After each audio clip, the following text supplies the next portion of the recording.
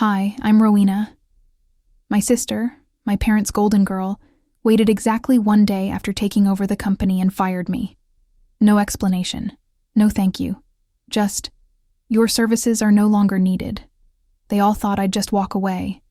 But there was one tiny detail they forgot. One clause buried deep in the paperwork they never thought I'd remember. Now they're the ones losing everything. And the worst part? They still don't know it was me who pulled the first thread. Before we dive in, what time are you listening to this and where from? Drop it in the comments below. I was expecting a quarterly meeting. Nothing fancy, just another Monday morning, another agenda to review. My heels echoed through the marbled hallway of our company's headquarters in Houston, the place I'd practically lived in for over a decade. The receptionist gave me a strange, tight-lipped smile. I nodded politely and pushed open the glass doors to the conference room. That's when I saw the balloons. Not just any balloons, gold and white ones arranged in a dazzling arch. Bouquets of lilies sat on the table, my mother's favorite. A small table near the wall offered cupcakes and champagne. Someone had even printed a banner celebrating new leadership. My heart gave a confused jolt. I took a step in. The whole board was seated already. My parents, our general counsel, the CFO, our marketing director. Faces turned toward me. Some looked excited, a few looked down. And then I saw her. Celine, my older sister, dressed to impress in a cream-colored suit, her hair swept back like she was about to accept an award. I blinked, forcing my face into something polite. No one had mentioned anything about a celebration. Rowena, my mother said quickly, "Glad you could make it." Glad I could make it? I had scheduled this meeting. Then Dad stood up. Today marks a pivotal moment in our family company's legacy. We are proud to announce the transition of leadership. Celine will be taking over as CEO, effective immediately. Applause. The room filled with clapping. I stood still, frozen somewhere, between shock and shame. I hadn't been told. Not a whisper. Not a memo. Celine smiled like she was bathing in the spotlight. I didn't clap. I couldn't. My hands stayed limp by my side as I locked eyes with her, searching, hoping for a trace of explanation. But she turned toward the board, already moving on. "I believe it's time to streamline leadership and position the company for the future," she said smoothly, her voice full of calculated charm. I didn't even hear the next line clearly. The HR director, Melissa, walked toward me, paper in hand, my name on it. Termination. My breath hitched. My eyes darted to our parents. They looked, everywhere but at me. Celine stepped closer and murmured, "It's not personal, Rowena. You've outlived your role." Not personal? I signed the incorporation papers with Dad the week I turned 25. I was the one who canceled my wedding to pull the company out of a cash flow crisis. I had skipped birthdays, anniversaries, even Grandma's funeral because there was always a fire to put out. And now I was being told I'd outlived my role. I clenched the folder Melissa handed me, already knowing what it contained. The usual severance boilerplate. Cold, sterile, final. I forced my legs to move, leaving the room before the applause resumed. The hallway felt longer than I remembered, my heels suddenly too loud. My badge didn't work when I tried to access my office. A junior assistant I'd mentored walked past, holding a box with my name taped on the side. My pens. My framed photo of Mom and me from the company's first gala. Even the mug that read "Boss Lady in Training." It was all packed, as if they knew, long before today. The sun was too bright when I stepped outside. I sat in the driver's seat of my car, gripping the steering wheel. I didn't cry. Not yet. The Discovery. I drove home on autopilot, Houston traffic a blur of noise I couldn't process. My kitchen was too quiet. The coffee maker blinked 9:47 a.m., still morning, Still the same day. I had walked in expecting a normal meeting and been walked out as if I didn't matter. I leaned against the counter, the box beside me. I opened it to put things away, but my fingers stopped on something familiar. A pen. The wooden one Dad gave me when we launched the company. Dark walnut, smooth as silk. He'd had our initials engraved. "You're the future," he had said. I pressed it to my palm and sat at the kitchen table. Then it came. The sobs. Not loud, not theatrical. Just sharp, short bursts that stole my breath. I felt stupid. Used. Erased. My phone buzzed. A news alert. Family-owned Titan appoints new female CEO, continues legacy. Legacy? I had been that legacy. Just invisible now. I reached into the box for a tissue and felt something tucked under the cardboard flap. A plain envelope. No label. Just my name written in careful handwriting. It wasn't in the original packing. I stared at it. It was from our legal counsel, only addressed to me. The paper shook in my hand. I didn't open it right away. I needed to breathe first. But, deep down, I knew this letter might change everything. I sat there at the kitchen table, the afternoon light slanting in through the blinds, dust particles swirling in that muted golden haze. My fingers trembled as I broke the seal. The flap resisted slightly, like it knew what was inside wasn't meant for me to see. Or at least, not in the way they'd planned. The paper inside was heavier than I expected, not the cheap printer kind. This was the good stock, embossed at the top with our family company's legal counsel's letterhead. I unfolded the pages slowly, my stomach tightening with every crease. It wasn't a severance package. It was a copy of a notarized agreement dated 4 years ago. I skimmed the opening lines and felt my breath catch. It was from the night Selene came to my apartment crying, the night she said she was scared the WAM company wouldn't make payroll, that if we didn't find $250,000 by the end of the week, we'd default on a supplier contract and lose our biggest client. I'd barely been able to sleep that week. I drove 3 hours to Austin in the middle of the night because a lawyer she trusted was based there.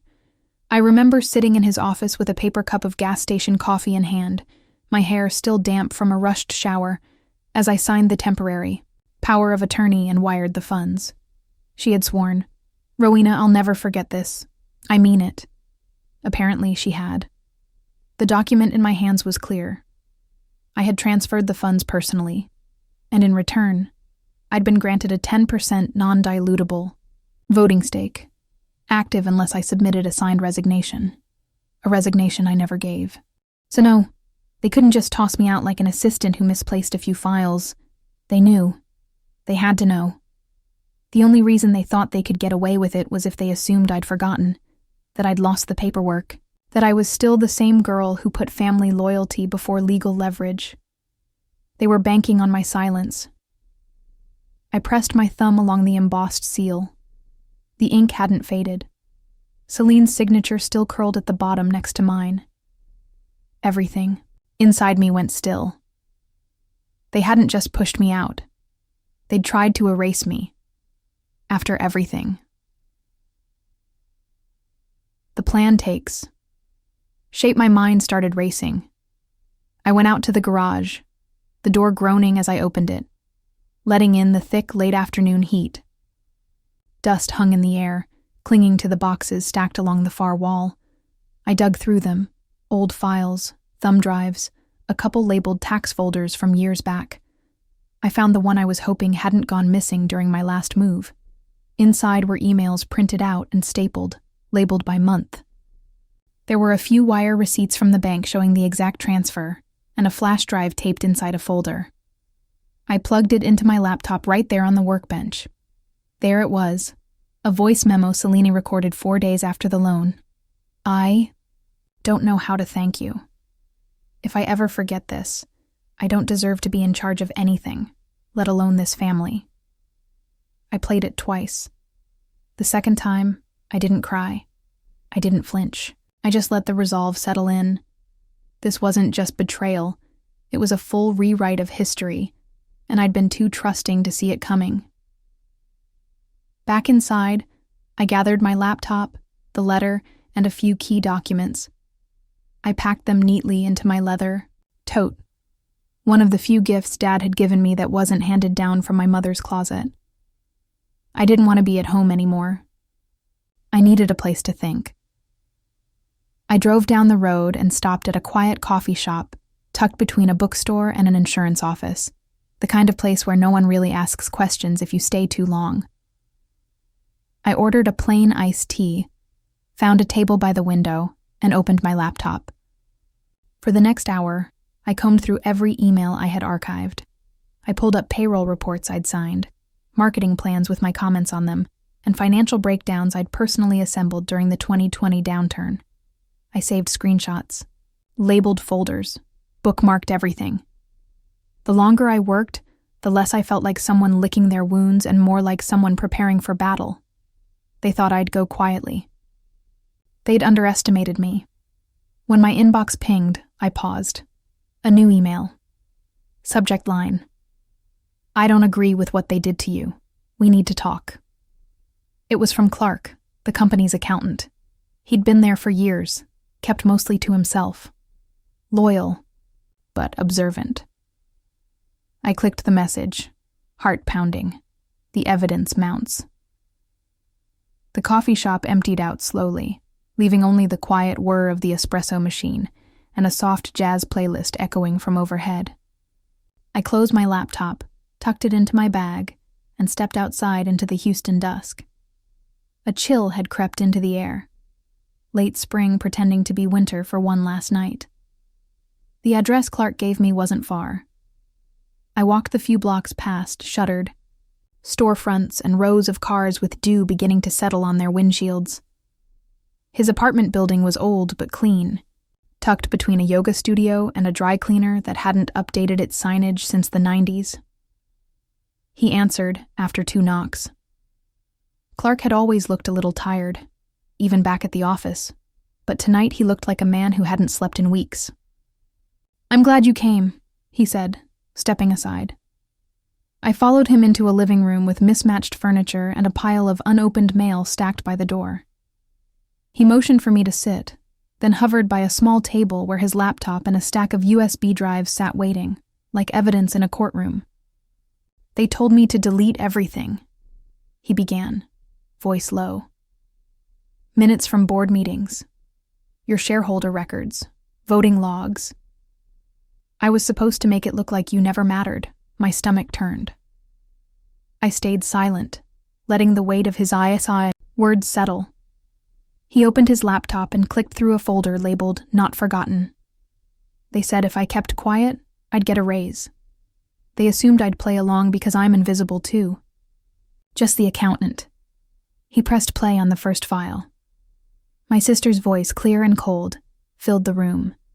She was never meant to last here. She's dead weight. An emotional liability. I didn't flinch, but I felt my throat tighten. Clark glanced over, but I didn't break eye contact with the screen. Next recording. This time, my mother. "She's family, but we need someone more presentable, reliable. The firm needs a clean face, not someone who disappears for months." I didn't disappear. I'd taken leave to care for Blake during his second round of chemo. I'd kept the books running. I was answering emails at 3 a.m. while they posted filtered photos from ski resorts. They knew it. I didn't cry. Not now. The time for that had passed. Instead, I said quietly, "Did they sign off on it?" He nodded. "Your father was hesitant. Your mother and sister pushed it." He paused. He didn't fight long. I stood and paced the room, each step measured. "And you still have the originals?" I kept everything, out of guilt and fear. "I'm not here to punish you, Clark. I'm here to correct what they buried." He handed me the USB drives. "There's one more thing. The retreat. The one you skipped. That's when it started. They used your absence to argue you were disengaged. A memory flickered. Me spooning broth into Blake's mouth while his body rejected another treatment. I remembered ignoring texts about mandatory team bonding and watching those same colleagues toast champagne in matching bathrobes on social media. When I returned, half my projects were reassigned. No explanation. No welcome back. Just smiles that didn't reach their eyes. Back in the present, I turned toward Clark. "You've done enough. Thank you." He nodded, eyes downcast. "I'll deny it if they come for me." "You won't have to. I'm not going through the courts. Yet." Setting the trap back at my place, I poured a glass of water and sat by the kitchen island, the same one where I'd once signed loan forms to save this family. I pulled out my old encrypted drive, copied over the files, and labeled the folder, Phoenix. I opened my LinkedIn account. It had been dormant for years, another sacrifice I'd made to appear loyal. Within minutes of reactivation, notifications poured in. But one message froze me mid-sip.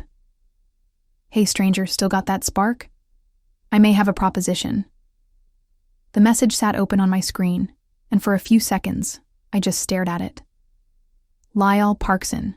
I hadn't heard his name in years, not since he left our firm with nothing more than a nod and a tight smile. He'd been my mentor once, maybe the only one who genuinely saw me for more than the younger daughter in a family business. The email read, "I always knew who the real architect behind those contracts was. Let's build something that's yours this time. Name on the door, full seat at the table. Come talk." 2 days later, I found myself standing in front of a sleek glass building in the heart of downtown, sunlight gleaming off its mirrored windows. The lobby smelled like cedar and fresh ground espresso. Nothing like the stale carpet and ego of my family's office. I glanced at my reflection as I walked through the automatic doors. I didn't look broken anymore. I looked like someone who had remembered her own worth.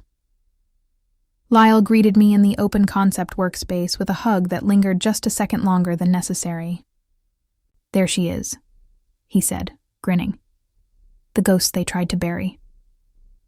He introduced me to a few members of his leadership team, people who looked me in the eye, who shook my hand like I mattered.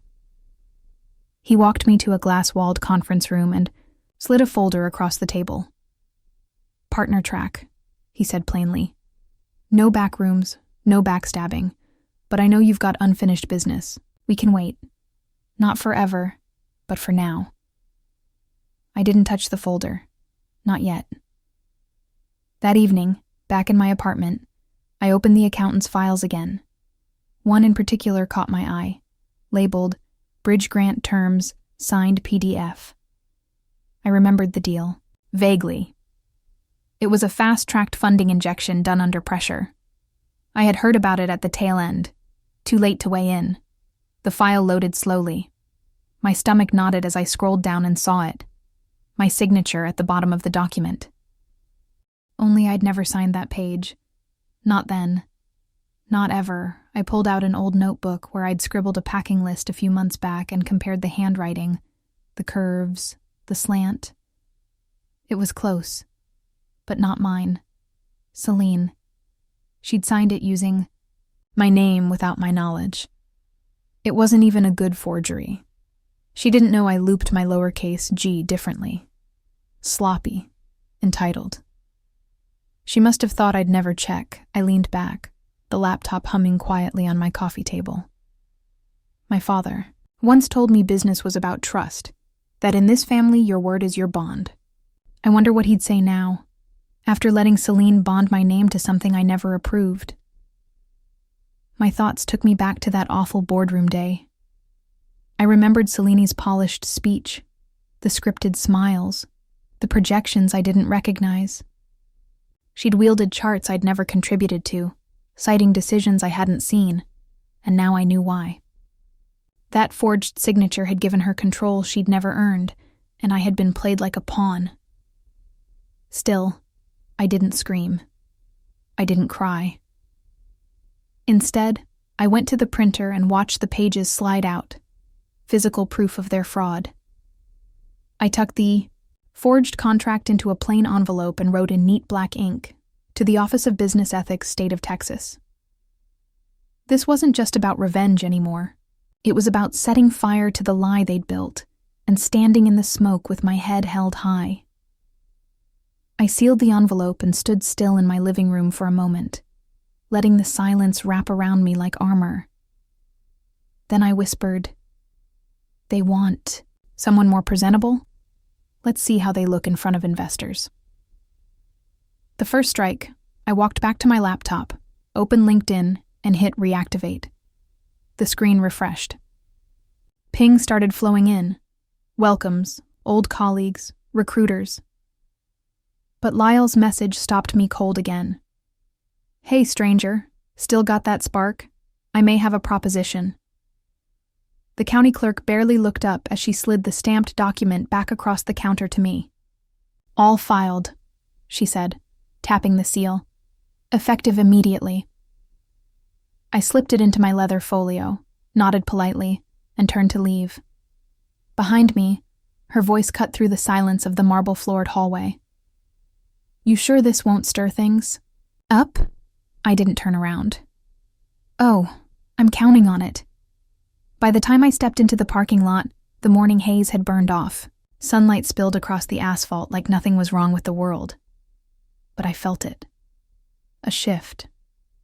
Quiet, but permanent, like something inside me had finally locked into place. Back home, I kicked off my shoes, made myself a black coffee, and opened my laptop. The desktop was a minefield of folders I hadn't looked through in years. Receipts, scanned contracts, forgotten backups from the cloud. I clicked on one named Mom Sync 2019 without thinking. I almost deleted it, but something made me open the logs first. Scrolling through, I found it. A call saved by accident, synced when I was still on the family plan and helping Mom set up her new iPhone. The file was short, just under 2 minutes. The date made my stomach twist. 3 days before the board vote that ousted me.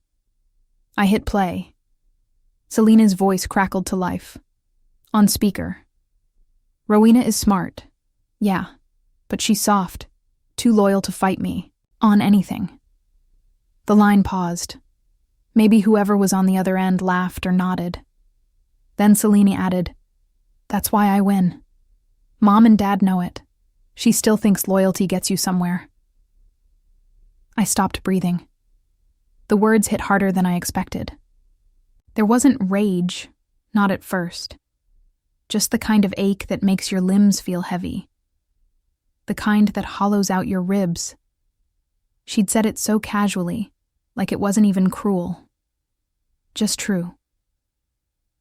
I sat there for a long moment, the cursor blinking in, the corner of the screen like it was waiting for me to do something. I whispered, "This isn't me." I almost deleted it, but instead I clicked Save. I created a new folder, named it Contingency for Exposure, then dragged the audio file inside, and closed the window. I stood, stretched, and walked to the kitchen to refill my mug. My hands were steady now. By the time I sat back down, I had made up my mind. I logged into the family trust system, the one I still had legacy access to. Thanks to a long-forgotten clause my sister never bothered to revoke, I navigated to the power of attorney settings and uploaded the new revocation order, legal, stamped, and signed that morning. The moment I clicked Confirm, her authority to act on my behalf vanished. I smiled, not out of revenge, but because I finally felt like I was driving my own damn car again. The confrontation. Later that evening, I showered, pulled out a charcoal blazer I hadn't worn in a year, and packed a tote with just the essentials. My laptop, a thumb drive, the printed revocation, and the audio file burned onto a disc and labeled in red Sharpie. Before zipping it shut, I opened my email one last time and attached the recording to a new draft. I typed in my own address, filled the subject line with 5 words. Use only if she forgets. I hit send. Then I powered off the laptop, stood up straight, and glanced at my reflection in the hallway mirror. I didn't look broken. I looked ready. left the envelope with the clerk, walked out of the county building, and didn't look back. Not out of defiance, but because I didn't need to anymore.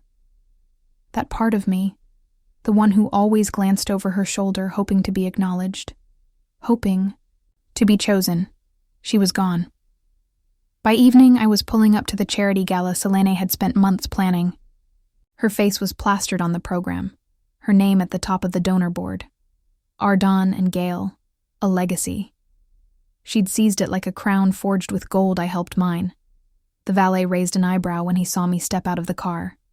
I wasn't on the original guest list, but that didn't matter. Not tonight. Inside, the ballroom shimmered with chandeliers and curated perfection.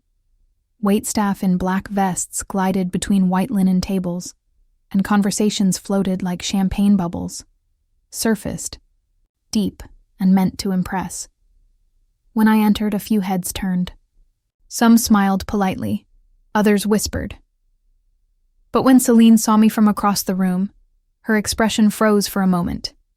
Then, just like she'd rehearsed 1,000 times, she smiled and glided to the microphone. "Ladies and gentlemen," she began, voice like velvet. "We built Ardon and Gale on legacy, on trust, on knowing when to lead and when to let go. Some of us," her eyes flicked to mine, "understand that better than others." A polite ripple of laughter followed. I didn't flinch. Instead, I lifted my glass, locked eyes with her, and smiled. Not the kind of smile that warms a room. The kind that makes people shift in their seats, unsure if they just missed something important. After the speech, I didn't stay for the applause. As I walked toward the coat check, I passed Celine again. Her smile faltered as I passed, but she didn't say a word. Backstage, I knew she was checking her phone, probably trying to move funds or secure her position before I made my next move. That's when it began. Her voice behind the curtain. Sharp, hushed, but frantic. "What do you mean, access denied? That account is under my authority." Pause. "What do you mean it's been revoked? Who signed off?" She burst through the curtain, heels clicking like panic in motion. A board member stood beside her, hands raised, in neutrality. "It's been updated, Celine. Legally.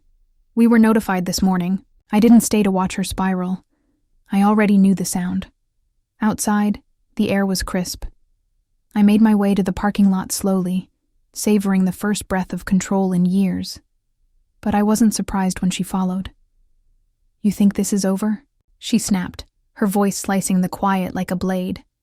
"You just made the biggest mistake of your life." I turned, let the silence stretch long enough to sting, then calmly replied, "Then I guess we both have something to regret." She stepped closer. "You think you can win against me? I was chosen. You were convenient." Her voice cracked at the edges, not from sadness, from fury. I stepped aside, giving her the path back to her car. "You have a lovely night, Celine," and, reckoning back in my apartment, the stillness welcomed me. I set my purse down, changed into sweatpants, and poured a glass of water. Then I noticed the door, scratched deep, like someone had tried to force it open. My stomach dropped. I opened the mailbox in the lobby. The metal was bent, like someone had pried it. Security reviewed the cameras. "We caught a figure near your vehicle," the officer said. But they stayed just out of frame. No plates, no face, nothing taken, nothing broken. Just disturbed enough to make you feel watched. Back upstairs, I sat in the dark, let the quiet settle around me like armor. Then I reached for my phone, played the voicemail I'd saved days earlier. Celine's voice, light and smug. She won't fight back. She never does. That's why I always win. I let it play again and again. Then I whispered to the silence, "Let's change that." 2 days after filing the revocation, I parked a block away from the community center and sat in the car for a moment, watching people filter in. Celine's white Mercedes was already there, parked close to the front with deliberate precision. She never arrived late and never without intention. I checked my purse again, even though I knew it was there. A sealed envelope, the contents notarized and final. My hand brushed against it like muscle memory. I took a steadying breath, then stepped out into the warm dusk. Inside, the HOA meeting was already underway. I heard her voice before I saw her, crisp, polished, echoing through the open hall. She was mid-presentation, gesturing toward a projection of a proposed development project. And as acting trustee, she said with that trademark smile, "I've streamlined the permitting process for Phase 1. Efficiency is everything." Phase 1 was slated to break ground on property still tied to the family trust. My share included. I didn't rush. I walked slowly down the side of the room, past rows of neighbors and board members, and gently placed the envelope in front of the chairman. No words, no announcement, just presence. People turned. She did too. For a heartbeat, she froze. Then she smiled. Tighter. "Well, look who finally decided to show up." I said nothing, just took a seat in the back row. Calm. Controlled. The chairman looked confused at first. He glanced down, opened the envelope, and unfolded the papers. His brow tightened. Then he motioned to another member beside him. Whispers began. I waited. Moments later, he cleared his throat. "Before we move on with item 4, we need to pause for legal review of this revocation notice. It affects the legitimacy of recent asset control declarations." Celine's lips twitched. "Oh, come on," she said too quickly. "This is last-minute theatrics. None of this is official." The chair didn't budge. "It's notarized and time-stamped. We'll table further votes until council weighs in." For the first time in a long while, I saw her blink in silence. Her eyes scanned the room like someone searching for backup that never arrived. After the meeting, I didn't linger. I walked out before the murmurs started, before anyone asked questions. But as I passed by the entryway, I caught the faintest thread of a whisper behind me. Someone said, "I thought she was gone for good." I kept walking. The final victory. That evening, I met Trina at a little cafe near the bayou, one she always loved for its open patio and live music. She'd already claimed a table near the back, nursing a coffee and scanning her tablet. "You were subtle today," she said as I sat down, "but surgical." I smiled faintly. "Surgical is the only kind that leaves a scar." She tapped her tablet. "The story's there, Rowena. The shady transfers, the silent ouster, the forged signatures. You've got enough to make people question everything they think they know about your sister. I haven't decided if I want this to be public," I said carefully. Trina looked at me for a long moment. "You helped me once when no one else would. I wouldn't be in this job without you. So I won't push, but I'll be ready when you are." I glanced out toward the street. People love a phoenix story, don't they? They love the fire more. I didn't commit to anything, but I didn't stop her either. On the drive home, a song came on the radio, Fleetwood Mac, Landslide. Mom used to play it on repeat while cleaning the kitchen on Sundays. I could almost smell lemon polish and hear the dishwasher clattering. Her voice echoed in my head. "Let her shine, Rowie. It's her turn." I spoke into the quiet cabin of my car. "It was never a turn, Mom. It was a sentence." I pulled into my driveway just as the last note faded. Inside, I dropped my purse on the hall bench and took a moment to stand still. No noise, no rush, just breath. Then I walked to the drawer at the end of the hallway, the one I hadn't touched since before the restructuring. I opened it slowly and pulled out the old ledger wrapped in faded floral fabric. Celine always swore it had been lost in a flood during the warehouse move. I never corrected her. My thumb brushed the edge of the binding. It was heavier than I remembered. Not just from ink or paper. It carried weight, because now it had context. I picked up my phone, stared at Trina's name a moment, then pressed call. She answered on the second ring. "I'm ready," I said. I stayed up the night before, reviewing every line in the ledger, every receipt, every scribbled annotation in my own handwriting. It wasn't just about money, it was about memory, proof that I had been there all along, holding up the foundation while they painted over the cracks.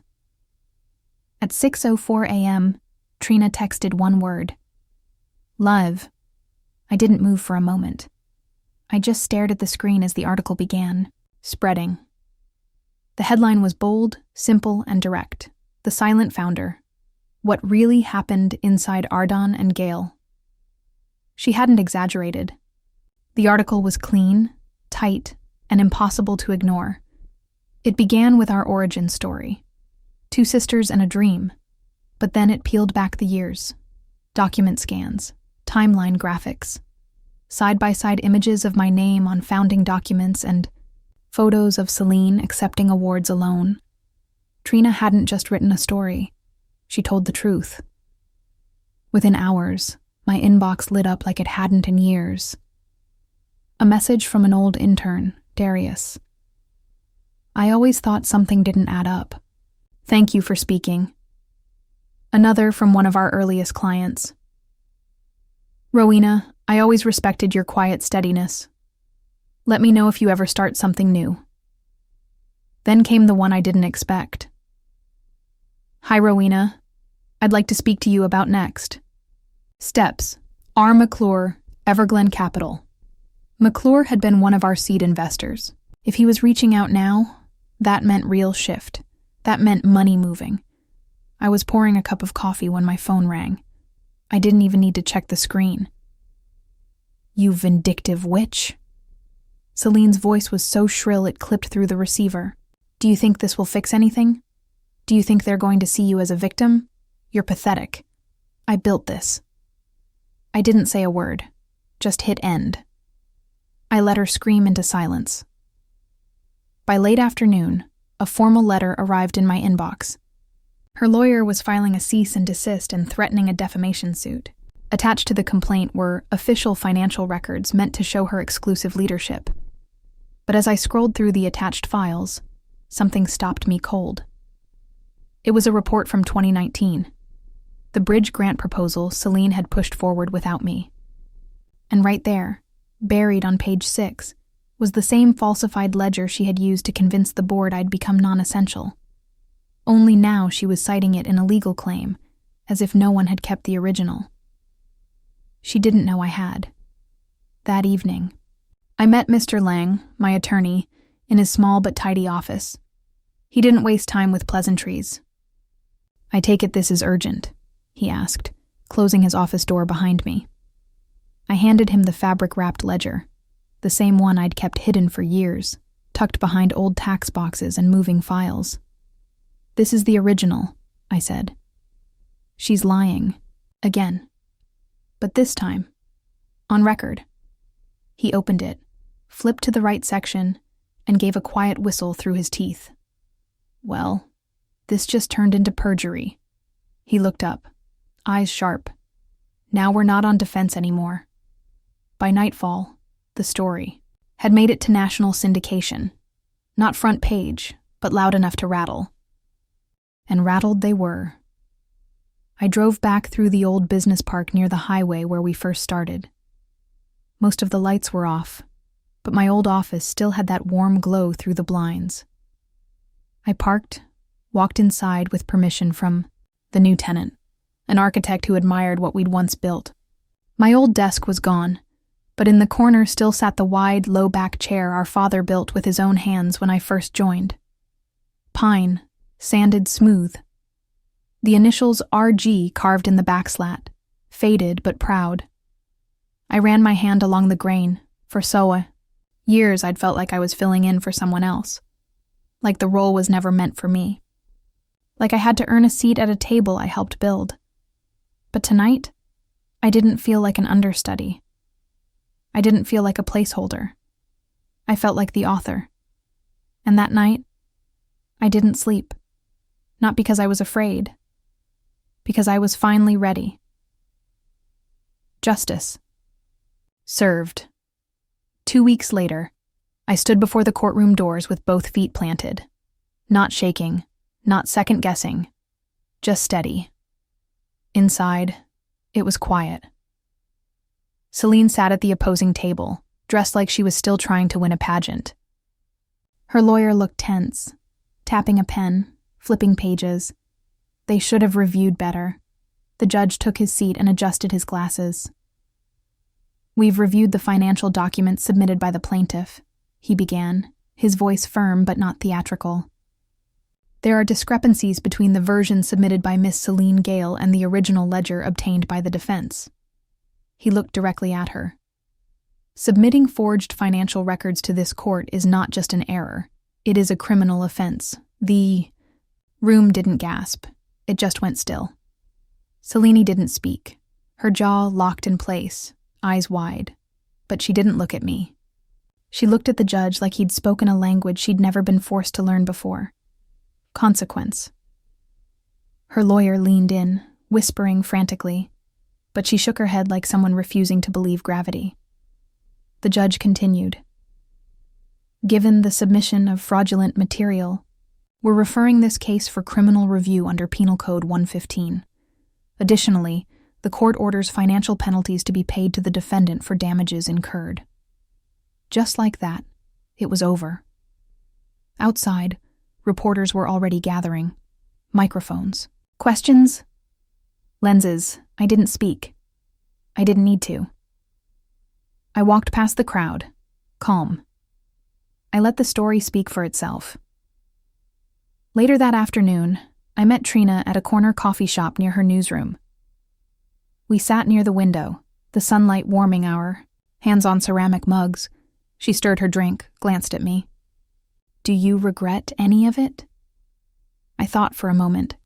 Not about the courtroom, not about Celine. I thought about the quiet Sunday mornings I spent buried in work while she entertained clients. The nights I answered emails from the hospital when Dad was sick. The silence I accepted every time my name was left off a press release. "I regret thinking I needed their permission to matter," I said. Trina didn't respond right away, just nodded the way someone does when they know you've said something that took years to find the words for. That evening, I returned to the new studio, a co-working space I'd helped open with 2 other women, both founders who'd been forced out of their own companies. One had been pushed out by her ex-husband, the other by a board of directors who didn't think she looked global enough. We had no receptionist, no glass trophy cases, just worn hardwood floors, real plants, secondhand desks, and freedom. My workspace was simple: a laptop, a corkboard, a window that caught morning light, and the chair. Dad's chair. Cleaned, polished.